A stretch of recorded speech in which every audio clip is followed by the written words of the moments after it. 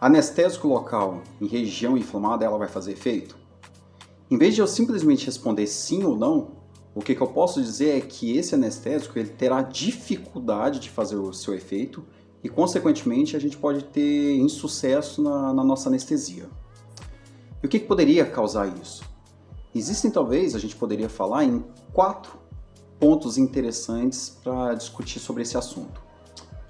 O primeiro deles, quando a gente fala numa região inflamada, a gente está querendo dizer que nessa região existe uma queda de pH.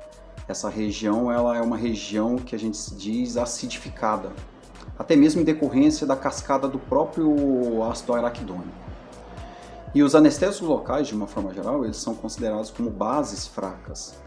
Então, se eu tenho um meio ácido, esse anestésico ele terá dificuldade de penetrar na membrana lipídica da célula nervosa, do neurônio, e com isso bloquear os canais de sódio. E, consequentemente, vai ter dificuldade de impedir a transmissão do impulso nervoso, do impulso doloroso. Um segundo ponto interessante é que numa área inflamada, geralmente é uma área que está muito mais avermelhada. E esse vermelhão, muitas vezes, é em decorrência de um aumento da vascularização naquele local. E quando se deposita um anestésico numa região mais vascularizada, a possibilidade desse anestésico ser removido vai ser muito maior, com muito mais rapidez.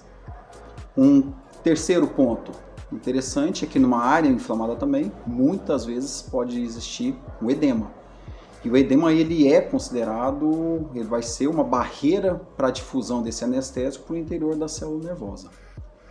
E um quarto ponto também interessante é que nessa área inflamada existe uma região muito mais sensível, muito mais dolorida, até mesmo em decorrência dos mediadores pró-inflamatórios daquela própria cascata do ácido araquidônico.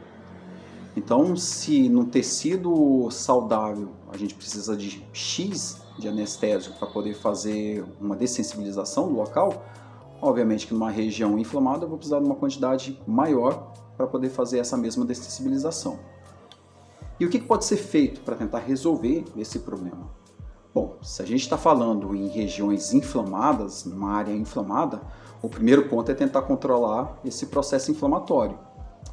Vamos pensar, se a gente tivesse uma condição de uma pericoronarite, onde com o terceiro molar ele está erupcionando, a gente poderia lançar mão de medidas locais ou medidas sistêmicas para tentar controlar esse processo inflamatório para poder fazer uma intervenção cirúrgica num segundo momento. Mas claro que também a gente sabe que existem algumas situações que isso não vai ser possível. Situações onde o paciente chega, por exemplo, com uma pulpite irreversível, com uma dor insuportável, há necessidade de uma intervenção de urgência para tirar essa dor desse paciente.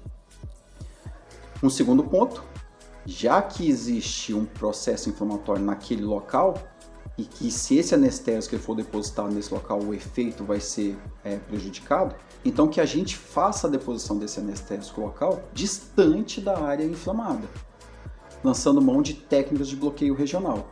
Com isso, a possibilidade de a gente ter sucesso na dessensibilização daquela área, ela vai ser muito maior. Espero que tenham gostado. Se gostaram, não esqueçam de deixar aquele like. E para receberem novos conteúdos, ativem o sininho. Vejo vocês no próximo vídeo. Tchau!